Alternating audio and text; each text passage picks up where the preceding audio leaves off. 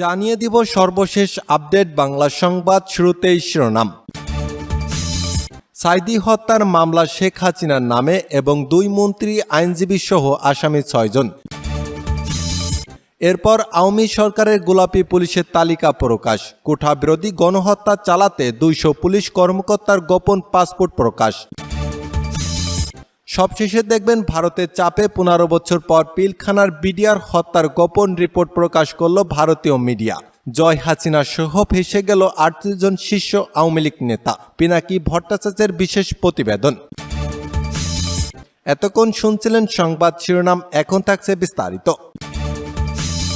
2008 সালের নির্বাচনে জয়ী হয়ে ক্ষমতা গ্রহণের সাথে সাথে আওয়ামী লীগের নেতৃত্বাধীন মহাজোট সরকার ক্ষমতা আঁকড়ে ধরে রাখার সুদূরপ্রসারী পরিকল্পনা অংশ হিসেবে পুলিশ বাহিনীতে নগ্ন দলীয়করণ শুরু করে। ক্ষমতা গ্রহণের পর প্রথম 4 বছরে পুলিশ বাহিনীতে দলীয় অনুগত 32,000 পুলিশকে নিয়োগ দেওয়া হয়। এর মাঝে শুধু গোপালগঞ্জ জেলা থেকে নিয়োগ দেওয়া হয় 8,000 পুলিশ সদস্য। কোনো নিয়মনীতি তোয়াক্কা না করে শুধু দলীয় বিবেচনায় আওয়ামী লীগের অনুগতদের নিয়োগ দেওয়া হয়। বিরোধী মতে মানুষের দমনপীড়ন এসব পুলিশ সদস্যদের হাতিয়ার হিসেবে ব্যবহার করা অংশ হিসেবেই এই নিয়োগ দেওয়া হয়। ফ্যাসিবাদী আওয়ামী লীগ সরকার পুলিশ প্রশাসনের নিয়োগের ক্ষেত্রে মুক্তিযোদ্ধা পুরুষ ও নারী এবং এলাকা ভিত্তিক সুনির্দিষ্ট কোঠা থাকলে তা একেবারে উপেক্ষা করে নগ্ন দলীয় বিবেচনায় নিয়োগ প্রক্রিয়া শুরু করে। ক্ষমতা গ্রহণের পর প্রথম 4 বছরে পরিসংখ্যান অনুযায়ী প্রধানমন্ত্রী শেখ হাসিনা এলাকা গোপালগঞ্জকে কেন্দ্র করে ফরিদপুর, মাদারীপুর, শরীয়তপুর ও রাজবাড়ী এলাকা থেকে 10,000 পুলিশ সদস্য নিয়োগ পদোন্নতি দেওয়া হয়। গোপালগঞ্জ কোঠা অনুযায়ী 800 লোক নিয়োগের নিয়ম থাকলেও এই একটি জেলা থেকে নিয়োগ দেওয়া হয় 8,000 এবং 2,000 নিয়োগ দেওয়া হয় বৃহত্তর ফরিদপুর জেলার বিভিন্ন উপজেলা থেকে। এসব নিয়োগের মাধ্যমে সরকার পুলিশ বাহিনীকে গোপালগঞ্জকরণের দিকে ধাবিত করতে থাকে, যা বর্তমান সময়ে সরকারের অন্যতম লাঠিয়াল এক বাহিনীতে পরিণত হয়েছে। একে একে এবার দেখে নেই আইন শৃঙ্খলা রক্ষার নামে করে গদি রক্ষার জন্য গুরুত্বপূর্ণ পদে নিয়োগ দেওয়া গোপনে পুলিশের সম্পর্কে।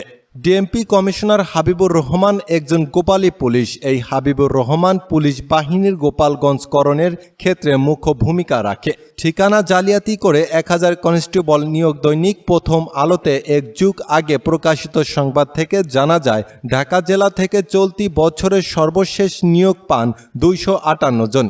এদের 200 জনের বাড়ি গোপালগঞ্জ ও তার আশেপাশের এলাকায়।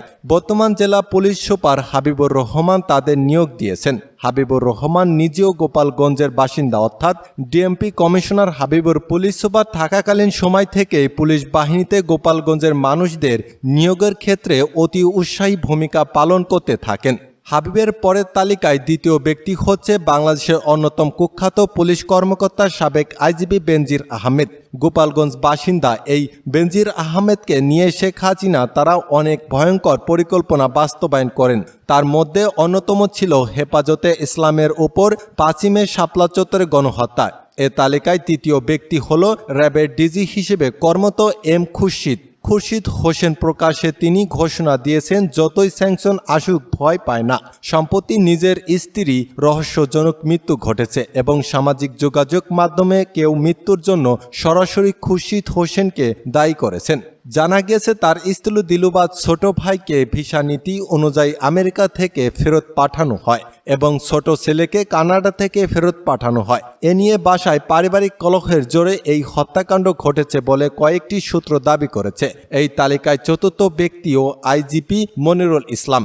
এই কুখ্যাত গোপালী পুলিশ কর্মকর্তা হলিয়ার 2 জনের জঙ্গি হামলার নাটক থেকে শুরু করে অনেকগুলো জঙ্গি নাটক মঞ্চ কারিগর। এতোমধ্যে হোলি আর্টিজানের ঘটনায় মনিরুল ইসলামকে সাক্ষাৎ দেওয়ার জন্য যুক্তরাষ্ট্রে তলব করা হয়েছিল। জঙ্গি নাটক ও অসংখ্য গুমের ঘটনার কারণে মনিরুলের শেষ পরিণতি বেনজিরের থেকেও ভয়াবহ হতে যাচ্ছে বলে আমাদের কাছে তথ্য এসেছে। এই তালিকায় পঞ্চম ব্যক্তি হল অতিরিক্ত পুলিশ মহাপরিদর্শক SM রুহুল আমিন। গোপালগঞ্জের কোটালীপাড়া জননিয়া আরেক গোপালী পুলিশ হলেন CID প্রধান মোহাম্মদ আলী মিয়া। ট্যুরিস্ট পুলিশের দায়িত্বে থাকা পুলিশ কর্মকর্তাকে গত বছর CID প্রধান বানানো হয়। রেলওয়ে পুলিশের প্রধান বানানো হয়েছে গোপালগঞ্জ জননিয়া দিদার আহমেদকে। Police bureau of investigation PBI প্রধান দায়িত্বে আরেক কুখ্যাত পুলিশ কর্মকর্তা বনুজ কুমার মজুমদার বনুজের জন্ম পিরোজপুরে, যা গোপালগঞ্জের টুঙ্গিপাড়ার নিকটবর্তী। আলোচিত মুনিয়া হত্যা ধর্ষণের মামলা থেকে বসুন্ধরা গ্রুপের মালিক আনুবেরকে অব্যাহতি দিয়ে চার্জশিট জমা দেওয়া বনুজ কুমারের এতক্ষণ যে গুরুত্বপূর্ণ পদগুলো নিয়ে আলোচনা করলাম, এগুলোর বাইরে গোপালগঞ্জের পুলিশের প্রভাব রয়েছে চট্টগ্রাম রেঞ্জে। চট্টগ্রাম রেঞ্জে ডিআইজি হিসেবে নিয়োগ দেওয়া হয়েছে গোপালগঞ্জের পুলিশ নূরে আলমকে। তাছাড়া রাজশাহী রেঞ্জ ডিআইজি হিসেবে নিয়োগ দেওয়া হয়েছে গোপালগঞ্জের আনিসুর রহমানকে। পুলিশের ব্যাপকভাবে গোপালগঞ্জের মানুষকে নিয়োগের ক্ষেত্রে সরকার শুরু থেকেই পুলিশের নিয়োগ পরীক্ষায় অস্বস্ত আশায় নেয়। 2013 সালের বিষয়টিকে অনুধাবন করে প্রথম আলো পত্রিকায় সংবাদ শিরোনাম করেছিলেন, মেধা কোটার শীর্ষে গোপালগঞ্জ, অর্থাৎ ফলাফল ঘোষণার ক্ষেত্রে বা মৌখিক পরীক্ষার ক্ষেত্রে গোপালগঞ্জে মানুষের বাড়তি সুবিধা দিয়ে তাদের মেধা তালিকাতে সর্বোচ্চ আসনে আসন করা হয়। আর এভাবে অযোগ্য দেশবিরোধী ফ্যাসিস্ট আওয়ামী লীগ গোপালী পুলিশ দিয়ে পুলিশ বাহিনীকে জেলা ভিত্তিক নিয়োগের ক্ষেত্রে গোপালগঞ্জ গরম করে ফেলে সরকার। 2009 সালের 25 ও 26 ফেব্রুয়ারি ঢাকার পিলখানা বিডিআর সদর দপ্তরে ইতিহাসের জঘন্যতম হত্যাকাণ্ড সম্পর্কে তিনি বলেছেন, বাংলাদেশে যে বিষয়টি খুব ভালোভাবে জানা নেই তা হলো সেনাবাহিনীর ব্যাপারে ফিরে গিয়েছিল ভারতের চাপে। 2009 সালে যখন তখনকালীন সেনাপ্রধান জেনারেল মহিউদ্দিন আহমেদকে তার অধীনস্থ কর্মকর্তা বিডিআর বিদ্রোহ দমনের গুলি চালানোর নির্দেশ দিতে চাপ দিয়েছিলেন, ভারত তখন সামরিক হস্তক্ষেপের হুমকি দিয়েছিল। নয়াদিল্লি তখন ফাঁসির নিরাপত্তা নিয়ে চিন্তিত ছিল, আর ভারতের হুমকি কেবল নিচ্ছুপ হুমকি ছিল। তিনি আরও লিখেছেন, ভারতের কারণে হাসিনা রাজনৈতিকভাবে তখন পরিস্থিতি নিয়ন্ত্রণ নিতে পেরেছিলেন এবং সামরিক বাহিনীর চাপ থেকে নিজেকে মুক্ত করতে পেরেছিলেন। এরপর থেকে তাকে পেছনে ফিরে তাকাতে হয়নি। সেদিন বাংলাদেশ সেনাবাহিনী এবং rapid action battalion action BDR সদর দপ্তরে আশেপাশে শক্ত অবস্থান গ্রহণ করেছিল।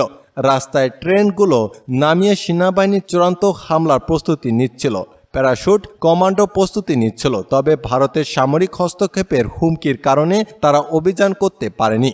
প্রকৃত সত্যটা জানা গেল পিলখানায় সেদিন এত বড় একটি হত্যাকাণ্ডের ঘটনা যে গুটি কয়েক ডিআইজি নায়ক কিংবা হাবিলদারের নির্দেশ কোথায় সংগতি করা সম্ভব ছিল না। এই সত্যটা সামনে এলো অত্যন্ত পরিকল্পিতভাবে। 25 ফেব্রুয়ারি পৈশাচিক হত্যাকাণ্ডের ঘটনা ঘটে চতুরতার সঙ্গে। পিলখানার ঘটনার সংগতি করেছিল যে সেনাবাহিনী ভারত এবং শেখ মুজিবের বাকশালের বিরুদ্ধে বাধা হয়ে দাঁড়িয়েছিলেন। এবার প্রথমে শেষের রাস্তা বন্ধ করে দেওয়া হয়েছে। হাসিনাকে ক্ষমতায় বসানোর প্রথম 31 বিডিআর বিদ্রোহের মাধ্যমে সেনাবাহিনীর ধ্বংস করে দেওয়া হয়, কিন্তু বাংলাদেশের হামলা হুমকি দিলে বাংলাদেশ সেনাবাহিনীর চুপ থাক